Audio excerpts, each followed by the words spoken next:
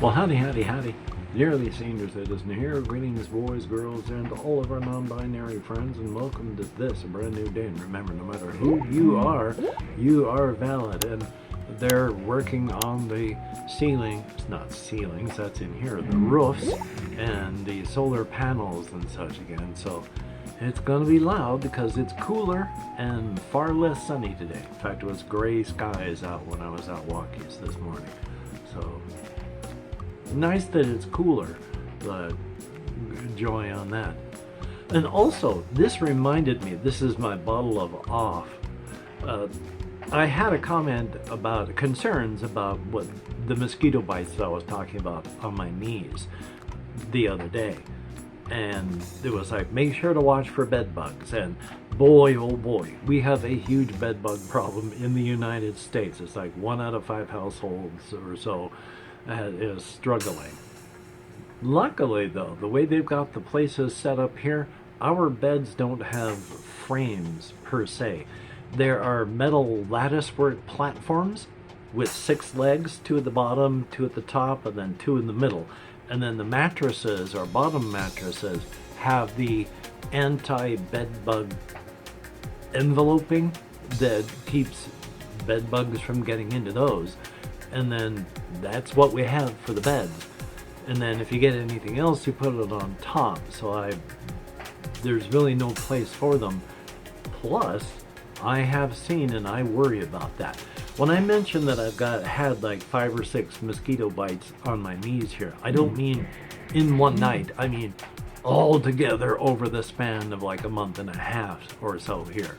I'll get a mosquito bite, and then it'll start to clear up, and I'll get a mosquito bite on the other knee, and then that one will be clearing up, and then I'll get 2 on this side, and then by that time it's been like almost a month. So it's irritating, but it's not much more than that, thank goodness. Plus, as irritating as it is, there's the mosquitoes. I can see them flying around in here, but I can't really track them because my vision's terrible. I mean, I can't even wear my glasses because my eyes have gotten bad enough, fast enough, that to put on my glasses, my vision is worse wearing those. So, but I'll be able to track an insect flying, like a mosquito, for a short amount of time, and then against the background of whatever, it's gone. And it drives me nuts, too. As well, it could be more than just plain mosquito bites, because sometimes they show up after I've gone tromping through fields where occasionally the grass is up to like knee height. So it might be from a bite from one of the bugs that are tromping through grass.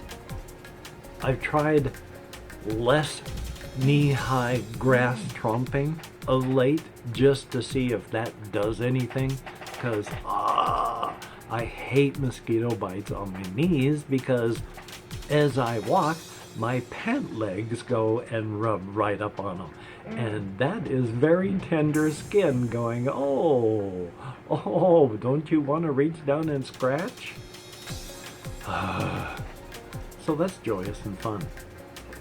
But, as written down up there, and this was able to tie into it, I wanted to talk about something that I've mentioned. There's an area real close, and yes, and I even had a video where I was walking up in that area where I like to walk, and I was showing things and the drainage field type areas and how it's raised up and such like that. There's one place that I showed at a distance that's like a blighted land that runs through the center of it, where there's just a bunch of dead tree stumps and such.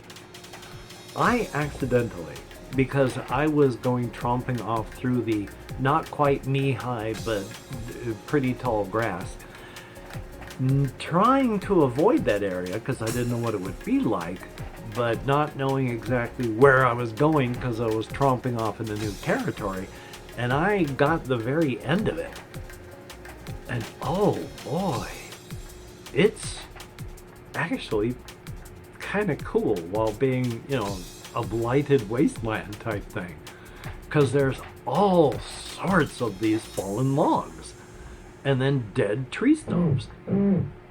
But the logs, because they've been sitting there in the weather, have occasionally, in many cases, just fallen into loose chunks and bits. They've fallen apart and rotted into nothing. And there's a lot of those, plus a lot of really crisp branches, and you got to be careful, because in the midst of all this, these fields have a lot of dead Scotch broom. And Scotch broom can be something that grows, you know, like as big as a small car. Luckily, these didn't get that big before they died for whatever reason.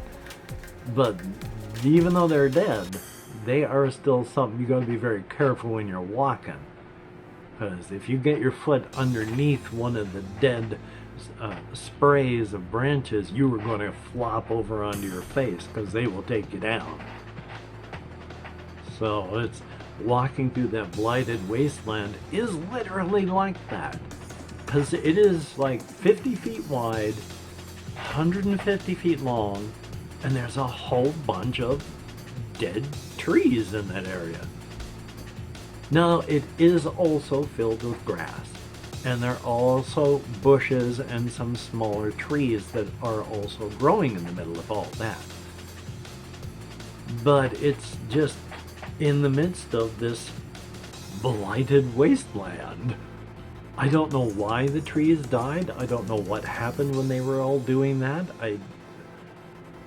Because even though this blighted wasteland area, about 150 feet, I don't know how to judge distance. It could be much, much less than that. But even though it's an area about this long, there are trees that didn't get torn down. Not a lot of them. Like maybe altogether 7 to 10 from recollection. It just looks odd. So I'm going to be dragging the tablet up there to take a look, because stuff like that old blighted wasteland thing, it's like firing up my imagination just to look at it. Which, again, I'll probably never be able to do anything with. But I was watching a video, I think it was about a dungeon master, who is talking about the same thing that I talk about with creativity. And he's saying, you know, if you like to create settings in game worlds, do that. Oh, here we are, yeah. Here we are. It was Tim Kaine.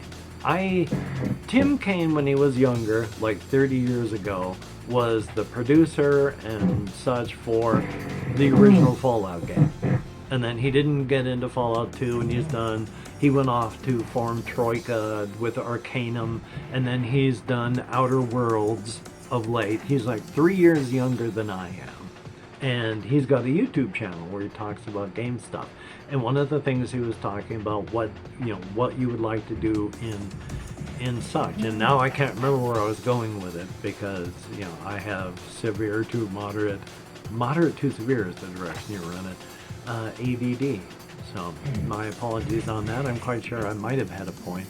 It had something to do with firing up the imagination. It was him talking about, do you want to turn your passion into your work? And I talk about, do you want to turn your passion into work? Because then it will no longer be a passion, it's work.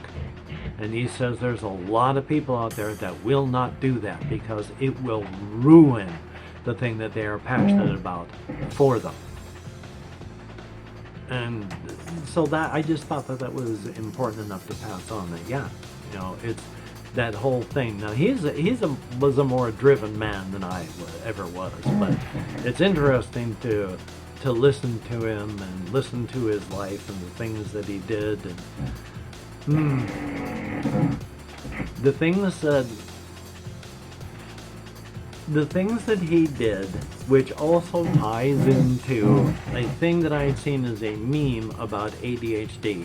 where this one person had, in their mid-adult life, gotten hold of ADHD meds, was finally diagnosed and prescribed and took the stuff, and then discovered that they could do things. And we're writing the post about, you mean all this time, this stuff I have been beating my head against walls about, and you've all just found it easy to just do things?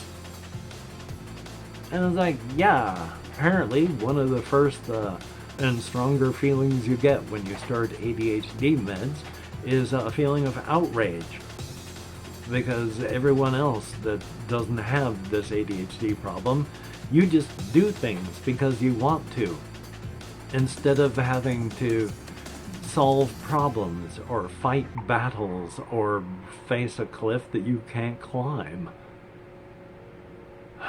Which is one of the reasons I've still been and had been fighting to try and be able to think again, because that thing that most people can just do, I can't.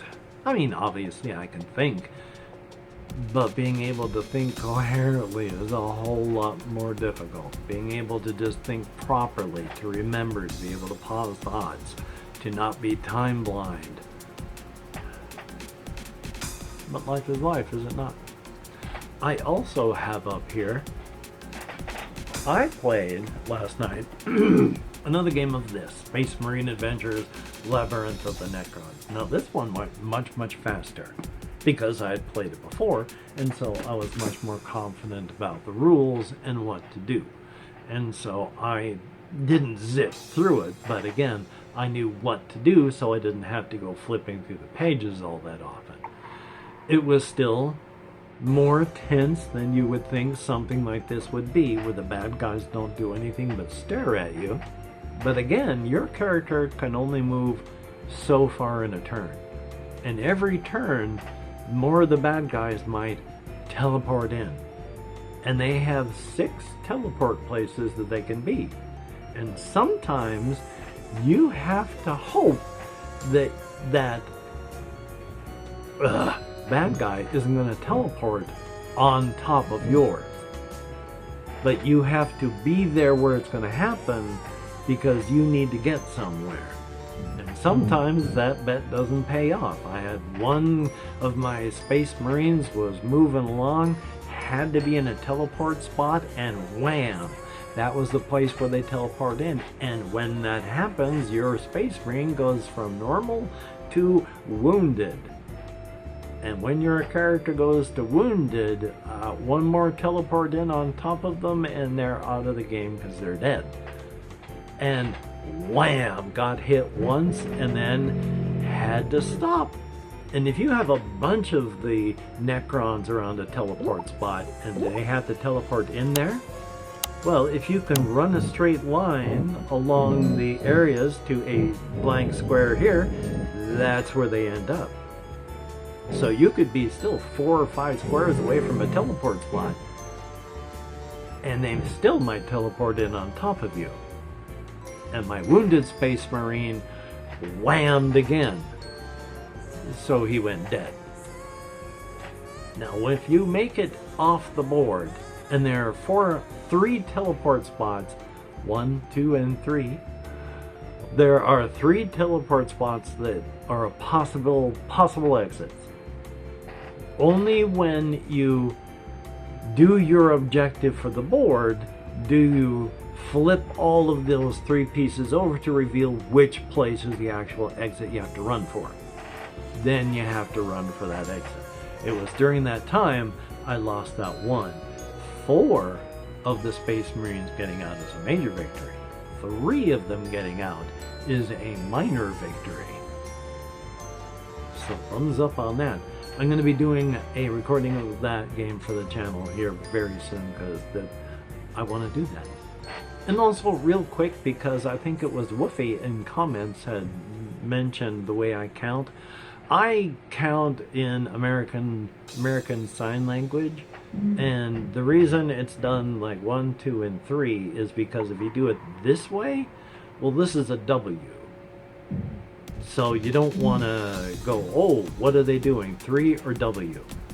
So if you go 1, 2, and 3, you don't mistake that.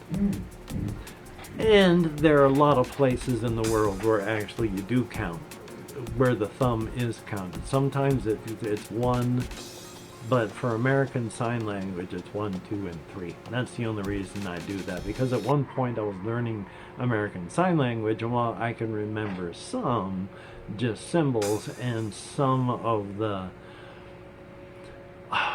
grammar, I have forgotten 99% of it, but I still try to practice some every once in a while, periodically.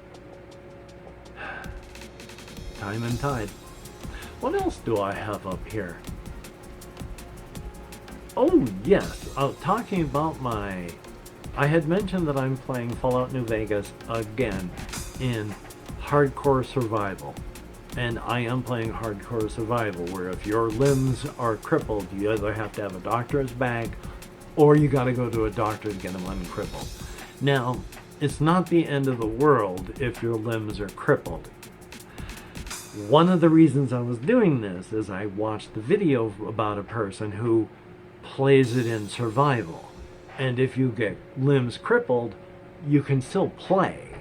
You're just like slower if it's a limb, or you can't do things as accurately if your arms. So when he plays, he spends most of the game with at least one limb crippled. So I'm doing pretty good where if I get a limb crippled, I will use a doctor's bag if I can't immediately retreat. But I go and get it taken care of. Now, luckily, there are doctors everywhere. And if you start off in the little town of Good Springs. 2 things Good Springs has going for it. 1, there's Doc Mitchell. And he will heal you of absolutely anything at all. You go in there with a whole bunch of crippled stuff, pay him like 100 caps, and you walk out completely healed. The other thing, since you have to eat, drink, and sleep, there's a free bed there. So if you want to sleep there and you can't sleep anywhere else, there's a free bed. You don't have to worry about anyone getting mad or having to pay for it. And there's a free water source. Well, free, unirrigated water. And so you can just drink from that and instantly you're fine that way. From that point, you just have to worry about food and possible radiation. If you get a lot of radiation, though, Doc Mitchell will take care of that too. So really, the only thing you got to worry about is food. And there's a whole bunch of places to buy food. It doesn't make it hard. It just adds another layer of complexity on top of it. And the thing is, of course, I like that. One of the reasons I don't like the game Skyrim, and I will not play it, I stop at Oblivion, it's just got dumbed down. All the things that were in it before, in the previous games that I liked, kept getting dumbed down and removed. I don't like that. So being able to add some crunchiness and granularity on top of it, I like that. And it's not enough, again, to ruin your game. If you get dehydrated enough, you just have dehydration sickness. You'll have sleeping sickness. It's not going to end your game. It'll just add that little bit of complexity where now you can't work as well to do things. But then I'm already at that state where when my armor puts -1 on some of my stats because it's metal armor, and metal armor is going to do things to your stats. You eat food? Oh boy, I have to walk at a crawl's pace so often because some of the food subtracts points from my strength. And when I lose 2 points of strength, suddenly that 190 pounds of stuff I'm carrying that used to be 40 pounds under what I could carry is now 20 pounds Soccerballs is now 20 pounds more than I can carry. So thumbs up on that. And then the last thing, well, two last things. Chris had asked in comments, what was the name of my character? My previous character's name is Buskin McGee. But my character this time, really stupid name, Cantor Dislate. Yep, traditional feminine names. But the last thing was about the solo RPG stuff. Again, more of the sociological stuff that I think of that actually will do nothing in the playing of the game at this point. But it was funerary services. Because the Orcani, when they die, they like to practice a form of what we have in our world of sky burial, which is after you die, your relatives, they take their boning knives and such, and they prepare your carcass so that it's easier for the scavenger birds that are going to arrive to devour your body.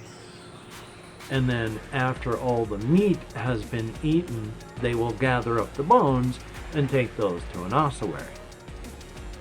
Well, because there wasn't a whole lot of bird-like stuff, it is a green burial, where they do the same thing, taking their boning knives and such to prepare yourself to prepare your body, and then leave it in the forest for the animals there to take care of, and then not to pick up anything afterward. Because for survival previously, you couldn't hang on to things like that. You had to be always moving, and the Orcani, having a more intuitive connection to both the land physical and the land metaphysical, they know when and what and why to do things like hanging on to the relics of the dead, like bodily remains, is anti-survival. And they came from a situation where they had to stack the deck so hard in their favor, because if they didn't, they all would have died. So yeah, they don't really practice any bodily remnant stuff.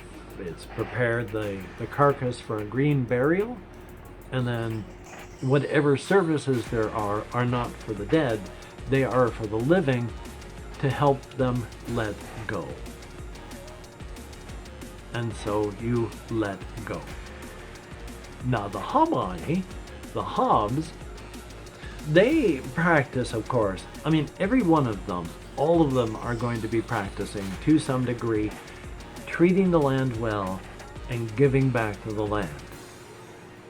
And in this case, the Hobbs, their idea of a perfect burial is to carefully dig deep down and into, not hurting, only as far as you can get to, into the root ball of a tree, where you place the carcass, and then using the bones that you may dig up from other Hobbs who have been buried there, you pack the body in among the root ball, rebury everything, and then the Hobbs body is used to nourish the tree and give back to the land. And of course, if you're an Apani whom they feel a deep intuitive love of the land and love being farmers, after death, they just choose the equivalent of mulching and composting so that they can be spread upon the land to help re-nourish the land. In none of these cases are there really any archaeological remains to be found, but they're not really worried about leaving a record of their funerary services for the future. So thumbs up on that, and I just wanted to mention that. And each and every one of you who is a Patreon patron, thumbs up and thank you. Without your help, I would be a badly hurting monkey, and I would not like that. So thank you very much. It is deeply, deeply appreciated. Well, when you look in the mirror, I want you to know that you're looking at someone who is there, I can speak English, I promise you. When you look in the mirror, you're looking at someone who is beautiful and awesome, physically, emotionally, mentally, and spiritually. For everybody that leaves me a comment, I try to answer as many as I can, which is not as many as I would like, but I still do answer more than my nerve compression and nerve pain is really wants me to do. But I read each and every one that YouTube shows me, and I appreciate them. Thumbs up and thank you so very, very much. So I'm going to edit, render, and upload this. I'm going to try and get some other stuff done. I want to do some recording, especially of the Space Marine thing. So that'll be good, definitely. And hopefully you can get done the things that you would like to get done. And if you can't, don't beat yourself up. It's not going to help you get it done next time. So, until we meet again. Or, first, of course, just if you could type into the comments Necrons, if you watched this far, to let both me and the YouTube algorithm know that you've watched. Thumbs up and thank you. So, to reiterate, until we meet again, you take care. Have a great day today. I will see you on the flip side, and that is indeed a very, very good thing. So much fun. And even though, again, it's getting cooler out there today, it's warmer inside. I need to turn my AC unit back on. You have a good one.